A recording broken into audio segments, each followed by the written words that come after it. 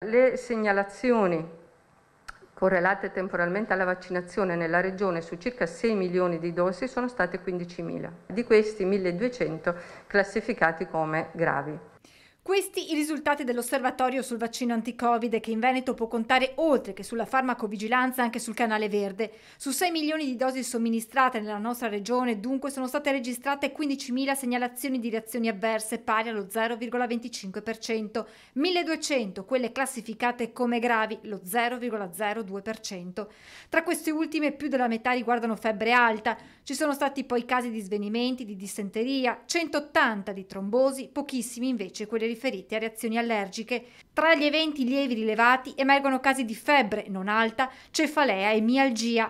Altrettanto significativi i dati a livello nazionale. Su quasi 66 milioni di dosi ci sono state 84.322 segnalazioni di reazioni avverse. L'87% di questi sono state classificate come non gravi. Sono segnalazioni che sono correlate da un punto di vista temporale. Poi viene fatta una valutazione su quello che era lo stato di base del soggetto, se quella reazione effettivamente è riportata a livello anche internazionale, per capire se oggettivamente può essere collegata al vaccino. Importante la distinzione tra correlazioni temporali delle reazioni segnalate rispetto al momento della vaccinazione e quelle causali. Differenziazione importante anche quando si parla di decessi. In questo momento in Italia si contano 498 morti correlate temporalmente all'inoculazione, di queste 7 correlate anche causalmente. In Veneto sono 38 i decessi con correlazione temporale. Attualmente in Veneto non abbiamo nessuna correlazione causale tra morte e vaccino. Si stanno valutando queste correlazioni temporali.